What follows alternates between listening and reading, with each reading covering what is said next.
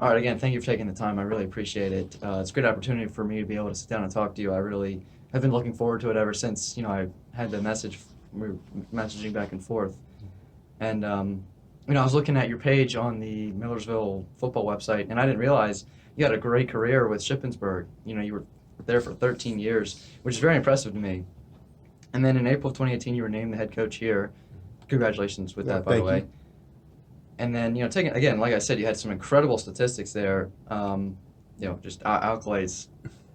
I mean, I could go on all day of talking about it. And so, what skills would you say you acquired while you were there, and what will you bring from there to your head coaching years here at Millersville? I think the biggest thing was I was fortunate enough at Shippensburg and even at Moravian College before that to work with two very successful head coaches that allowed me to experience a lot of different things within the coaching profession. And I was able to grow um, as a running backs coach, and I was able to grow as a coordinator through my time at Shippensburg, but also just being able to run a lot of different aspects of the program. And I was in charge of recruiting. I was in charge of strength conditioning at one point, academic support, video. I Hmm. reserved rooms on campus, and Yeah. so I did a lot of different things there that gave me the ability to be in this position and have a chance to run my own program. Yeah, as you mentioned, you had been recruiting, video, running backs coach, pretty much anything under the realm of offense you did at one point. And I mean, just again, looking here at the numbers, past 5 years, Shippensburg broke more than 100 school records. Offensive averages, 35 points per game, 450 yards per game. And then in 2015, it was your first season as the offensive coordinator, I believe. And again, great numbers, 44.1 points per game, 458 yards per game. And Shippensburg went for a school record 5 60-point games. And then in 2016, Shippensburg was the only Division II team to only have one fumble on the regular season. With that being said, you've accomplished so much there. How will you take that and lead the team here at Millersville as the head coach? It's really first off, it's really being fortunate to work with some great people at Shippensburg. I worked with some great coaches. Was fortunate enough to coach some very talented young men to help us get to where we were able to achieve a level of success. And yeah, I think the one thing I will bring here and have, trying to bring here over the last few years is just that the ability to get the guys working hard every single day. Mm-hmm. And, we're on our way. We have a Mm-hmm. tremendous group of coaches here on our staff. We have a tremendous support system. We have a great strength conditioning program. We have a great athletic training program. And above all, we have a tremendous administration, athletic Mm-hmm. administration, plus a university administration. So there's a commitment here for this program to do well. And as I tell people, we're on a mission here at Millersville. Yeah, and it's really disappointing when you hear some people complain about the program and they don't realize what goes on behind the scenes. There's a lot more, and we'll get to that in a second.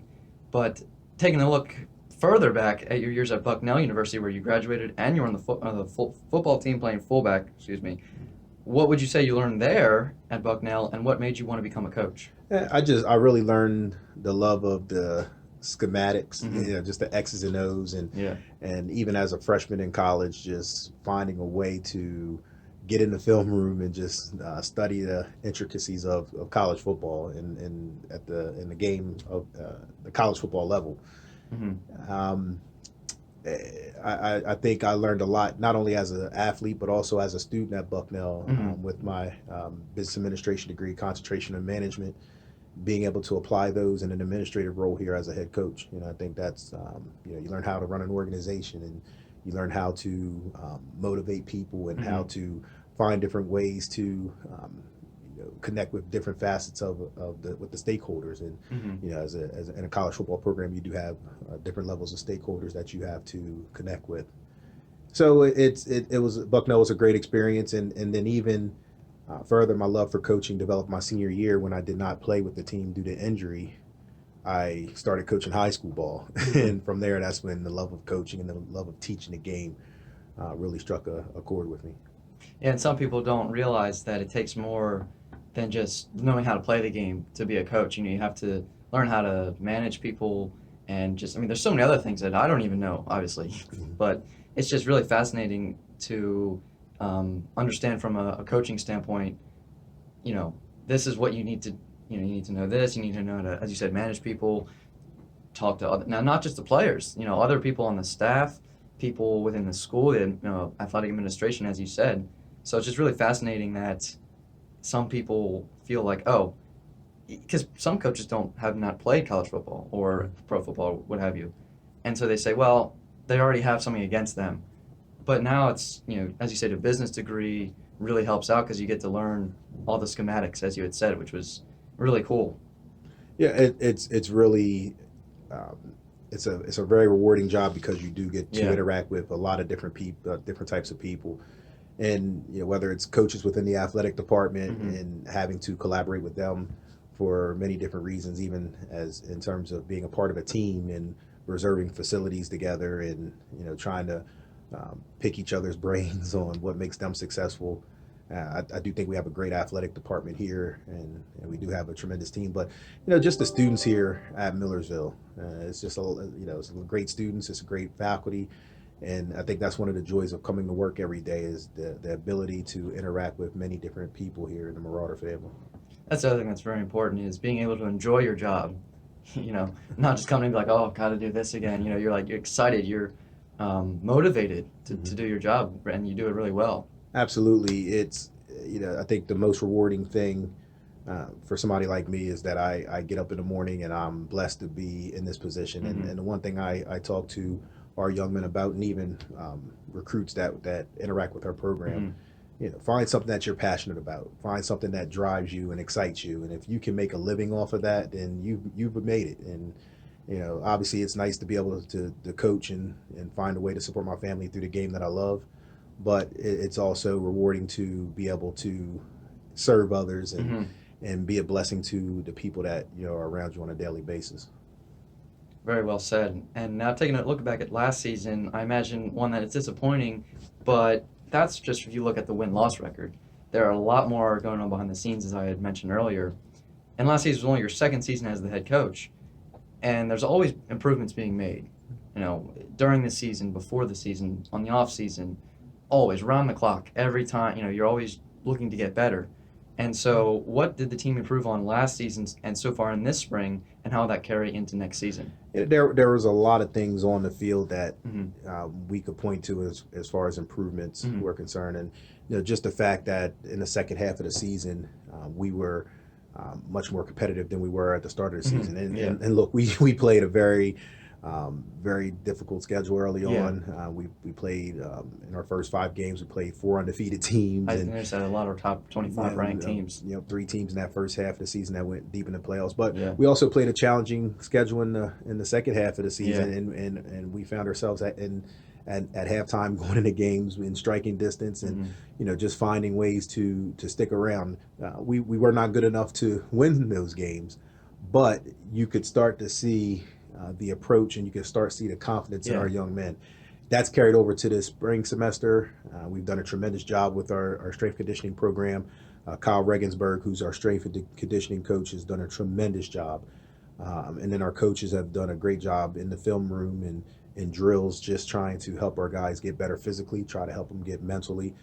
We started spring ball in less than a month, and we're very excited to get out on the field to see those improvements take form between the lines. Yeah, and there's only so much that can be done in the off-season portion of, not spring games, the time before the spring games, and the spring games are really important. I'm understanding that now that, that's when you really start to see for the first time which guys are ready and which guys need some work. No question. It's for us with a very young team last year. We played Hmm. 18 true freshmen Yeah. last year, which is a lot at the college level. But now, going through this time of year, between January and March, we are introducing the playbook Hmm. to them again. We're bringing back schemes and just installing them for the second, and third time for these young guys.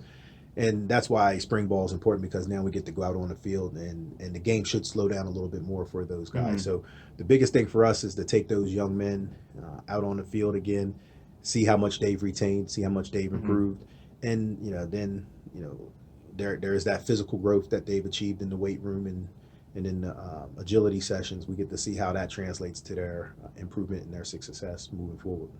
And going into these spring games starting, I believe, next month, right? Yes, we start spring practice March 24th.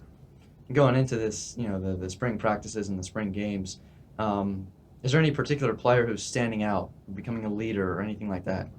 I think there's a couple young men that we're very excited about, and I mean, and I would say there's a lot of young men that we're excited about just because Mhm, this is certainly. their first real spring with us. But Isaiah Onushak, who's an all-conference linebacker, who we're very excited about, him coming back for year two with us. Hmm. Tyler Patron, who was with us for the first time last year as a transfer from Glenville State, he's returning. And then also Evan Morrell, who's an all-conference wide receiver. He's finishing up wrestling right now, but we'll get him back in the program in a Hmm. couple weeks and get him in the mix. But there's guys at all positions that Hmm. we get a chance to see again, and more important, we get to see some competition amongst the position groups and get to see those position battles shape up to see who's going to earn some playing time for next season. Yeah, certainly those competitions within the positions really that could be the whole difference in whether a guy strives to learn, strives to improve, or whether he just gives up in a sense. And these you always hear NFL, college football, any form of football. You always hear going into the season. Most of the times, the quarterbacks are highlighted, but what some people don't understand is that is within every position. I think the main thing that we're trying to establish here is a level of depth, Hmm. which will encourage competition, and I think that's the one of the biggest motivators around for these young men is the aspect of competing for playing time. So we're very excited to see how they respond to the competition, and if we can have that level of competition amongst all our position groups, Hmm. it should make for some very exciting practices. And as you said, competition within the team, then players, it makes for, I would say, it makes for a great culture as a team. Would you agree with that? Oh yes, I think the one thing is, we're trying to find ways to get these young men to push each other Hmm. throughout everything they do. We want them to push each other in the film room. We want them to push each other in the weight room. When we get out on the field and do drills, we want them to compete and push each other there. And ultimately, if that's done correctly, they're going to push each other with the on the field practices and things like that. So I think that only not only does that create competition, but it creates a brotherhood Hmm. and it creates a level of accountability for each other as well as the program. And you pointed to a certain brotherhood just then, and that is something that is within all sports. These are the people that these players are going to be friends with and communicating for the rest of their lives. Some of them, and it's just if you can take the time now and create great relationships, that will really help them out in the long run. Yes, I think the one of the best things about college football and even college athletics Hmm. altogether is the Yeah. bonds that these young men get to form, and we try to remind those guys of that consistently. Hmm. They have to understand that when they get married one day, Hmm. that the guy standing behind them in that ceremony will be Yeah. their football brothers, and when they have children, Hmm.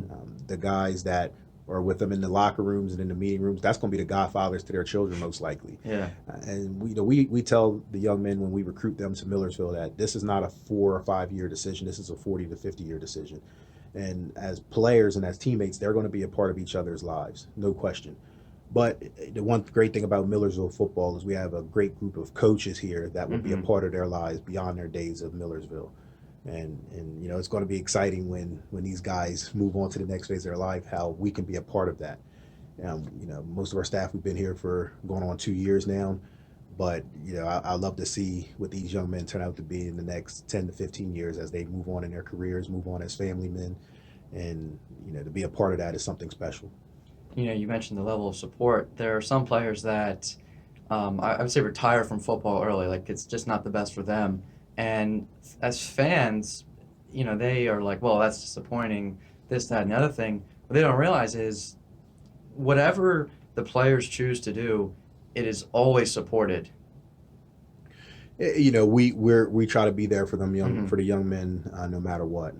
And you do have some guys who, for various reasons, they decide to move on. Hmm. Sometimes it's injury, sometimes it's to focus on their academics, and sometimes they lose the love of the game of football. But it you know the one thing that's great about this is, even in some cases where you see young men move on and they're still a part of the program, Yeah. they find a way to be a student coach, they find a way to be a student manager, even help with the film crew and stuff like that.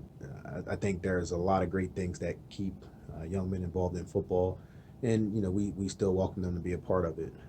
But there's no better feeling to watch a young man on senior day, Yeah. complete his time with the program, Yeah. and ultimately on graduation day when they're walking across that Hmm. stage. And we tell them we want you to shake Dr. Wuba's hand and get that Yeah. degree, make a lot of money, and take care of their mom and dads, and Hmm. also come back and take care of the football program as alums.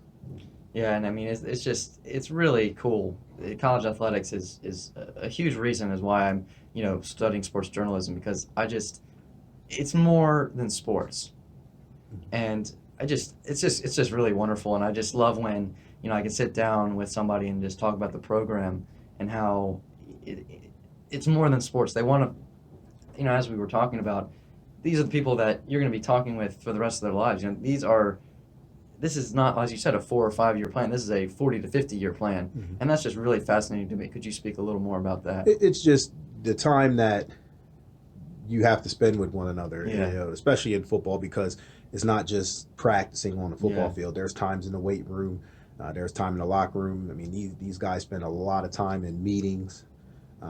So when you're a position coach and you're in the room with that young man, I mean, you're probably spending six during the season 6 days a week in that Yeah. in them film rooms and in the offices and things like that. So because you're around them so much, you get to know them very well. They get to know Hmm. you very Yeah. well, and it's nice for as a coach to have the, the student athletes know our families. Hmm.